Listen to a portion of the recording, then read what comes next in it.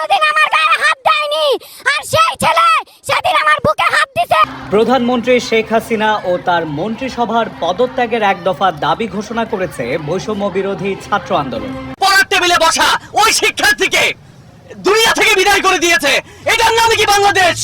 আজ শনিবার বিকেল 5:30টার দিকে শহীদ মিনারে সমবেত ছাত্র জনতার উদ্দেশ্যে বক্তব্য দেন নাহিদ।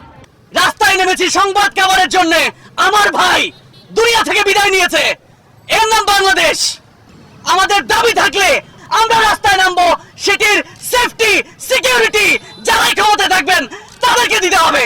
আমার সন্তানরা রক্তাক্ত হয়েছে, তাদের সাথে সংহতি জানিয়ে আমি লাল পড়েছি। আমি বিএনপি হিসেবে এখানে আসিনি, আমি কোনো দল রিপ্রেজেন্ট করছি না।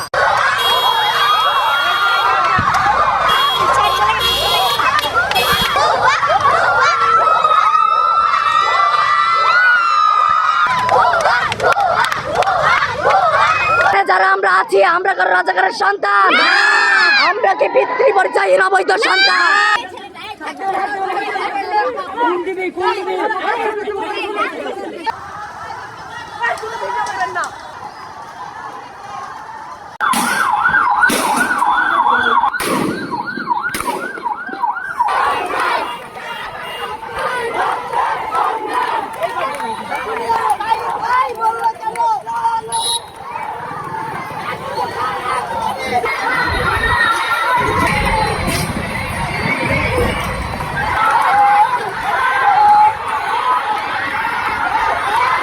রাষ্ট্রের মালিক হলো জনগণ, জনগণ ডিসাইড করবে কে কাকে বিচার করবে। এই রাষ্ট্রে আমরা ভয় পাই, এই গভর্নমেন্ট আমরা ভয় পাই।